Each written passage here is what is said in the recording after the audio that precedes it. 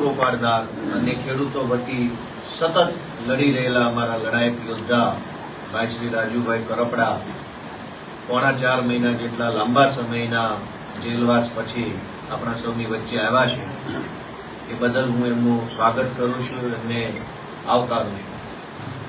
આમ તો જેલમાં જવું એ સમાજમાં સારી બાબત નથી ગણાતી, પરંતુ કોઈ બીજાના માટે સંઘર્ષ કરતા કરતા, બીજાના હક માટે, બીજાને ન્યાય અપાવવા માટે થઈ અને જેલમાં જાય તો સમાજ એ માણસને બિરદાવે છે, સમાજ એ માણસનું સ્વાગત કરે છે અને સમાજ એ માણસને હંમેશા આગળ લઈ જવા માટે મદદ કરે છે.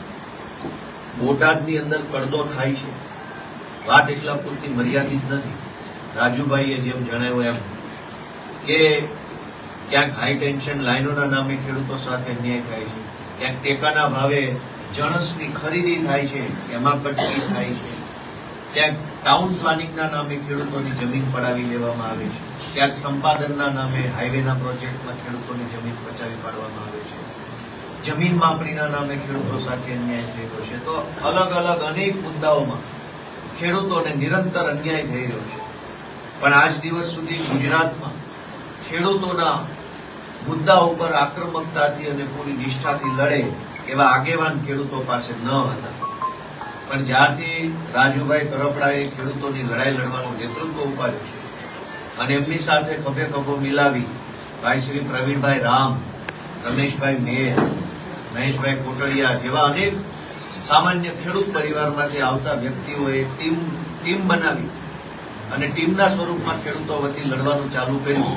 ત્યારથી ગુજરાતભરના ખેડૂતોને એક નવી આશા જન્મી, ભરોસો જન્મ્યો અને ખેડૂતો ખૂબ મોટી સંખ્યામાં રાજુભાઈ કરપડા, પ્રવીણભાઈ રામ અને આમ આદમી પાર્ટી સાથે જોડાવા લાગ્યા અને એનાથી ભાજપના પેટમાં તેલ રેડાયું. રાજુભાઈ ઉપર ખોટી એફઆઈઆરો કરી, 1 થી ન ધરાયા તો 2 એફઆઈઆર ખોટી કરી અને એમને પૂરી યાતના આપવાનું કામ કર્યું. પરંતુ રાજુભાઈએ એક સબળ